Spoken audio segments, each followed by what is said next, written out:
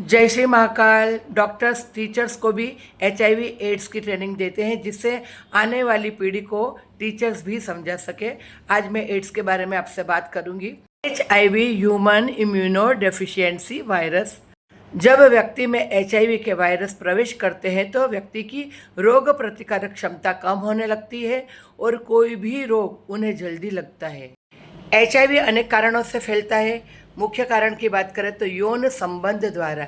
यदि किसी ने किसी के साथ यौन संबंध स्थापित किया और सामने वाले व्यक्ति को HIV है, एड्स है, आप जानते नहीं हैं, लेकिन आपको एड्स हो सकता है, सावधान हो जाइए। बात करें कि एक व्यक्ति बीमार है, हॉस्पिटल जाता है, उसको इंजेक्शन लगाया जाता है, तो जो इंजेक्शन लगता है उसकी सुई और सिरिंज नहीं होनी चाहिए। उपयोग की हुई सुई और सिरिंज का उपयोग कभी न किया जाए।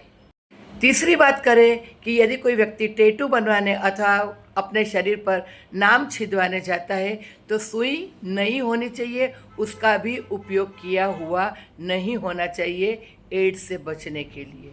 व्यक्ति को अचानक ब्लड चढ़ाने की ज़रूरत पड़े तो उसको ब्लड चढ़ाया जाता है। उसके पहले ब्लड का चेकिंग होता है, सभी रिपोर्ट नॉर्मल आते हैं, लेकिन कभी कभी देखा जाता है कि ब्लड चढ़ाने के कुछ महीने बाद उस व्यक्ति में HIV के चिन्ह दिखाई देते हैं।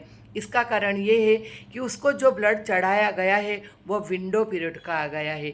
अब विंडो पीरियड यानी यदि किसी ने ब्लड दिया है तो उस वक्त उसमें HIV के वायरस नहीं दिखाई देते, लेकिन लगभग 23 से 90 दिन के अंदर शरीर में यह वायरस फैलते हैं और आधुनिक विज्ञान कहता है कि 45 दिन बाद वायरस फैलते हैं।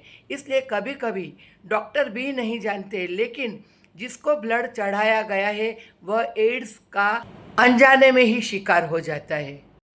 एड्स से बचने का उपाय है, आप सावधान हो जाइए। पति और पत्नी को एक दूसरे से वफादारी पूर्वक निभाना चाहिए, तभी आप एड्स से भी बच सकते हैं। आप क्या कहते हैं? जय श्री महाकाल।